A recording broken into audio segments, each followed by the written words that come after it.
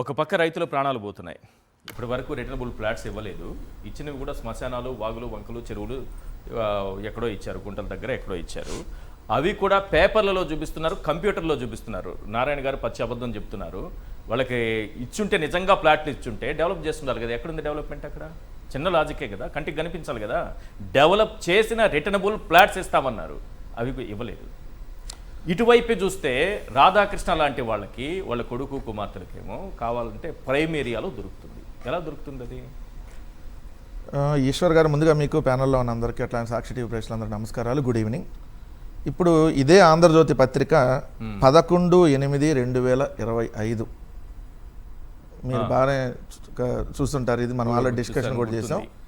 ఇంకా రంగుల కలే, అటెన్షన్ చంద్రబాబు, ఇంకా రంగుల కలే, కంప్యూటర్ తెరపైనే రాజధాని ఫ్లాట్లు. ఎక్కడ? కంప్యూటర్ తెరపైనే. ఇప్పటికీ కంప్యూటర్ తెరపై కనిపించే రంగుల చదరాలే భూములు ఇచ్చిన రైతులు వాటిని చూసుకోవాల్సిందే తప్ప ఒక్కరికి కూడా మాన్యువల్గా ఇదిగో పలానా చోట మీ ఫ్లాటు అని చెప్పి చూసి ఎవరికి రిజిస్ట్రేషన్ చేయించింది లేదు అని చెప్పి సాక్షాత్తు వాళ్ళ ఆంధ్రజ్యోతి పత్రిక, ఇప్పుడు మనం మాట్లాడుతున్న ఆ రోత పత్రికలోనే ఏదైతే రాసినటువంటిది. మరి ఇప్పుడు దీనికేం సమాధానం చెప్తారు? ఎందుకంటే ఇప్పుడు మనం అంటుంది కాదు, ఆ పత్రిక ఏం రాసింది? ఇప్పుడు వరకు కంప్యూటర్ల దాని మీద చూసుకోవటం తప్ప ఎవరికి ఒక్క ఫ్లాట్ కూడా మాన్యువల్గా ఇదిగోండి పలానా చోట మీ ఫ్లాట్ ఉందని చెప్పి చూపించి ఎవరికి రిజిస్ట్రేషన్ చేయలే. ఈ భూ ప్రపంచంలో, నాట్ ఓన్లీ ఇండియా, ఈ భూ ప్రపంచంలో ఎవరైనా స్థలం కనీసం వాళ్ళు ఇక్కడ ఇండియాలో లేకపోతే వాళ్ళ బంధువులన్నా ఉంటే వాళ్ళన్నా చూసుకొని పలానా సుబ్బారావుది పక్కన ఉంది, పలానా లేదంటే రామారావుది ఇంకో పక్కన ఉంది, లేదంటే పలానా రోడ్డు ఇంకో పక్కన ఉంది, 4 వైపులా మన బోర్డర్లు ఇవి అని చెప్పి చూసుకున్నాక రిజిస్ట్రేషన్ చేయించుకుంటారు ఫ్లాట్లు. But first time in world history Amaravati అనే దాంట్లో, అది కూడా మన ప్రపంచ స్థాయి రాజధాని అని చెప్పే దాంట్లో, అది కూడా ఆ రైతులు భూములు ఇచ్చినటువంటి ఆ రైతులకు సంబంధించినటువంటి ఫ్లాట్లో వాళ్ళు ఫ్లాట్ ఎక్కడుందో కంప్యూటర్ తెర మీద ఆన్లైన్ చూసుకుని, ఓహో పలానా దగ్గర పలానా శ్మశానం పక్కన మంది వస్తుంది, పలానా చెరువు పక్కన మంది వస్తుంది, పలానా వాగు లోపల మంది వస్తుంది, లేదంటే పలానా రోడ్డు పక్కన, అమ్మ మనకు రోడ్డు పక్కన వచ్చింది, రోడ్డు సోలన్న దగ్గర వచ్చింది అని ఎక్కడ చూసుకోవాలి? కంప్యూటర్ తెర మీద చూసుకోవాలి. ఇది వాళ్ళ రోతపత్రికే రాసింది. సో వాళ్ళు ఇప్పుడు ఇంకొకళ్ళు రోతపత్రిక అంటున్నారు. ఇదే క్వశ్చన్ చేస్తే, ఇదే క్వశ్చన్ చేసాం మనం. అవును, ఏమని? సాక్షి పత్రిక ఏం క్వశ్చన్ చేసింది?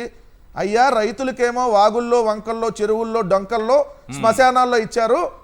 ఆంధ్రజ్యోతి దినపత్రిక ఎండి కొడుకు కూతుర్లకేమో ఏదైతే జగన్మోహన్ రెడ్డి గారు వేసినటువంటి ఏదైతే వెస్టర్న్ బైపాస్ పక్కన ఇచ్చారు, మళ్ళీ చంద్రబాబు నాయుడు వేసింది కాదు, మళ్ళీ అందరూ వెస్టర్న్ బైపాస్ అంటే అదే చంద్రబాబు వేసిన దగ్గర అని అనుకుంటారు. సో జగన్ గారు వేసినటువంటి ఆ ఏదైతే ఆ రోడ్డు అమ్మటి ఇచ్చారు, సో అట్లానే ఇంకో SRM అనేటటువంటి ప్రైవేట్ యూనివర్సిటీ ఎదురుగా వచ్చింది అని చెప్పి సాక్షి క్వశ్చన్ చేస్తే దాన్ని యాక్సీ అంటున్నారు కదా. అవును, మరి దాన్ని ఏమనాలి? ఇది మరి మీది అశ్లీల అబద్ధాల జ్యోతి అందామా, లేదంటే మీరు అన్ని బూతులే రాస్తారు, క్వశ్చన్ చేస్తే ఇంకా మీ భార్యలుగా కాకుండా అనేటటువంటి గాలి మాటలు వార్తలు రాస్తారని మనం కూడా మాట్లాడొచ్చు కదా. ఎందుకంటే మీరు ఎందాక వేశారు కూల్గా కుప్పకూలి, మనిషి పుట్టక పుట్టినాడు ఎవడో ఆ వార్తలో ఒక మనిషి చచ్చిపోతే కూల్గా కుప్పకూలారని రాయరు. ఆయన ఎందుకు కుప్పకూలారు? దొండపాటి రామారావు అనేటటువంటి రైతు 5 ఎకరాలు ఆయన పొలం ఇచ్చాడు. పొలం ఇస్తే ఆయనకి ఏదైతే వాగుల్లో ఫ్లాట్లు కేటాయించారు, అయ్యా సీడ్ రోడ్డు పక్కన స్థలం అన్నా కేటాయించండి, ఇంటికి ఎటు స్థలం తీసుకుంటానంటున్నారు. ఏది ఇంటికి ఇప్పుడు ఏది ఆయన ఇల్లు పోతుంది, రోడ్డు వేస్తుంది, అక్కడ పొలం ఆల్రెడీ పోయింది, పొలానికి సంబంధించిన ఫ్లాట్లు వాగుల్లో ఇచ్చారు. ఇప్పుడు ఆ ఇల్లు కూడా పోతుంది, ఆ ఇంటికి సంబంధించి మీరు కేటాయించే స్థలం రోడ్డు పక్కన కేటాయించమన్నాడు. ఎవరు? తాటికొండ ఎమ్మెల్యే అండ్ మంత్రి నారాయణ సమక్షంలో. అవును, ఆయన అలా మాట్లాడుతూ చనిపోయాడు. ఏది వీళ్ళు దానికి రిప్లై ఇవ్వటల్లా. రోజు అడుగుతా ఉన్నాడు, అయ్యా రోడ్డు అమ్మటివ్వండి, ఈ మొన్న వాగుల్లో ఇచ్చారు 5 ఎకరాలు ఇస్తే, ఇప్పుడు ఇది నా ఇల్లు పోతుంది, కనీసం ఇంటి స్థలం అన్న రోడ్డు అమ్మటివ్వమంటే ఆయన కూల్గా కుప్పకూలాడని రాశారు కదా.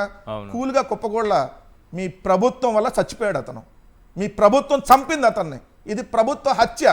కూల్గా కుప్పకూడలా. మీ భూ దోపిడీకి ఏదైతే మీకు సంబంధించిన బినామీలకి ఏదైతే మంచి రోడ్డు అమ్మటి దోచిపెట్టిన దానికి ఇలాంటి రైతులందరూ బలవుతా ఉన్నారు.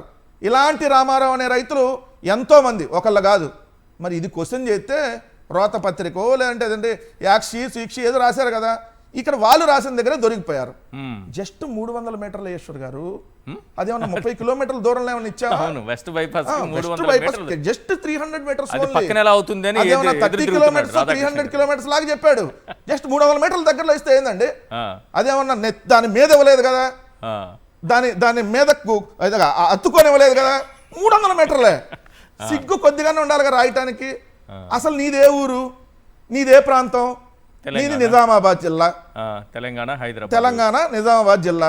నువ్వు ఆంధ్రప్రదేశ్ రాష్ట్రంలో, అది కూడా ఏదైతే అమరావతిలో ఆ ప్రాంతంలో భూమి ఎలా కొన్నావు? Point number 1. కొంటే నువ్వే రాసావు కదా, ఏదైతే ధనేకుల అనేటటువంటి అనేకుల సుబ్బారావులు పోయినా ఆ ధనేకుల సుబ్బారావుకి అదే ఊర్లో ఇచ్చారండి అని రాసావు కదా. మరి నీకు అదే ఊర్లో ఇవ్వడానికి ల్యాండ్ లేదంట నీరుకొండలో. ఎందుకు? పెద్ద జలాశయం కడుతున్నారంట, ఇది మునిగిపోతుంది కాబట్టి. సో అందుకని తీసుకొచ్చి ఇక్కడ ఇచ్చారని రాసావు కదా. మరి అదే రామారావు రైతుకి అక్కడ ఎందుకు ఇవ్వాలా? అదే అనేక మంది పేద రైతులకు అదే ఊర్లో ఎందుకు ఇవ్వాలా? నీకో, లేదంటే నీకు సంబంధించినటువంటి వాళ్ళకో, లేదంటే చంద్రబాబు నాయుడు గారి పార్టీకి సంబంధించిన వాళ్ళకో ఎందుకు వస్తాయి ఫ్లాట్లు ఇట్లా?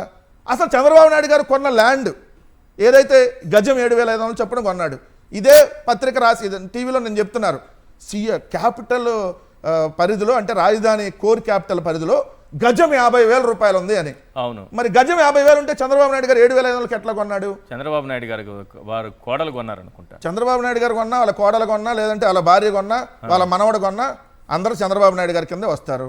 సో ఎలా కొన్నారు? 50,000 రూపాయలది 7,500కి ఎలా కొన్నారు అనేది ఒక పాయింట్ నెంబర్ 1.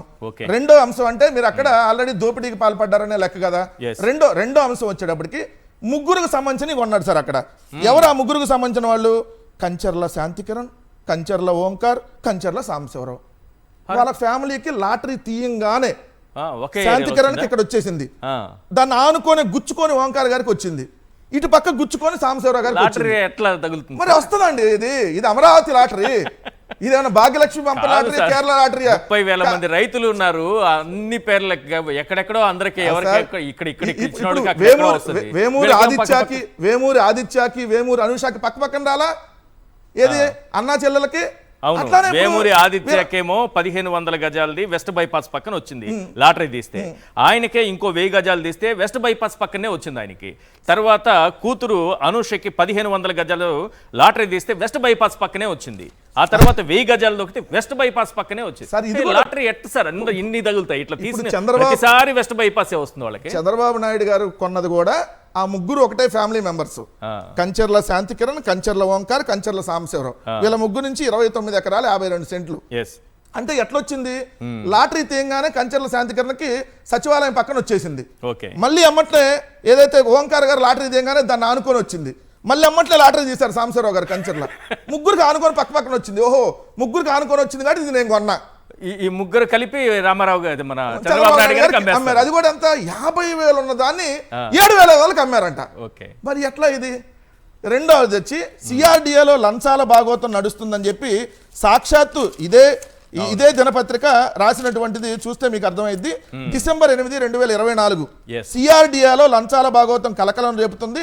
తుళ్లూరులో ఫ్లాట్ రిజిస్ట్రేషన్ కోసం అధికారులు ₹1,00,000 డిమాండ్ చేస్తున్నారని రైతులు ఆవేదన వ్యక్తం చేస్తున్నారు. అంటే ఇక్కడ మనం చెప్పింది ఏంటి? రైతులకు ఇక్కడ అన్యాయం జరుగుతుందని చెప్పింది. చెబితేనేమో దీన్ని బూతు పత్రికలో, లేదంటే మమ్మల్ని యాక్షిలో తూక్షిలో అన్నావు కదా. నేను అడుగుతున్నా, తెలుగువారి మనస్సాక్షిగా సాక్షి అందరికీ గుర్తింపు ఉంది. నీ పత్రిక పేరు చెబితే గవర్నర్ బంగ్లాలో సీసీ కెమెరాలు పెట్టింది, లేదంటే నీ టీవీ ఛానల్ పేరు చెప్పంగానే మీ భార్యలని, నీ బందలో అనేటటువంటివి గుర్తొస్తాయి. రెండోది, నువ్వు అసలు జర్నలిస్టువా? ఎక్కడి నుంచి వచ్చావు? నువ్వు పత్రిక నడుపుతున్నా అన్నావు కదా. నీ భాగవతం ఇప్పుడు తీయాలంటే అసలు నీ పత్రిక ఎక్కడి నుంచి వచ్చింది? చంద్రబాబు నాయుడు గారు ముఖ్యమంత్రిగా ఉండగా ఆంధ్రజ్యోతి అనేటటువంటి దినపత్రికని నువ్వు ఎలా కొనుగోలు చేసావు? ఈ భాగవతం అంతా రాయాలి కదా. నువ్వు నిజంగా నికార్సైన పత్రిక అయితే, దమ్మున్న పత్రిక అయితే, అవును నేను ఇలా పేపర్ల మీద వార్తల పార్సిల్స్ని సైకిళ్ళ మీద తీసుకొని వెళ్ళి ఈ స్థాయికి వచ్చా, లేదంటే వీణావాణిల సొమ్ముని వాళ్ళ చందాలు వసూలు చేసి ఆ డబ్బులు తిని ఈరోజు నేను ఫిలిం నగర్లో ఇంత పెద్ద బంగ్లా కడుతున్నా, లేదంటే అనేక మంది ఇళ్లలో సీసీ కెమెరాలు పెట్టి రోత బతుకులు బతికి ఇలా కట్టా. ఇలాంటి రాతలు రాస్తే నీ బతుకేందో, నీ చరిత్ర ఏందో రాధాకృష్ణ ఈ మొత్తం ఆంధ్రప్రదేశ్ కాదు సమాజానికి తెలిసేది కదా. నువ్వా ఈరోజు మా గురించో వైఎస్ఆర్ కాంగ్రెస్ పార్టీ గురించో రాసేది? నీ బతుకు ఈరోజు బయట పెడితే నేను సోషల్ మీడియాలో వచ్చే వార్తల దగ్గర నుంచి మీ కుటుంబంలో జరిగిన సన్నివేశాల దాకా రోడ్డు మీద పడాల్సి వచ్చింది. చాలా జాగ్రత్తగా వైఎస్ఆర్ కాంగ్రెస్ పార్టీ గురించి మాట్లాడమని చెప్పి హెచ్చరిస్తా ఉన్నాం.